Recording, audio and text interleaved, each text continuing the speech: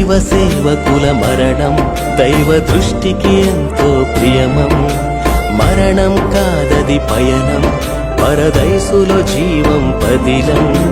దైవ సేవకుల మరణం దైవ దృష్టికి ఎంతో ప్రియమం. మరణం కాదది పయనం, పరదైసులో జీవం పదిలం. అలసట ఎరుగని జీవనం దైవ సేవలో ఇలా పయనం. కన్నీటి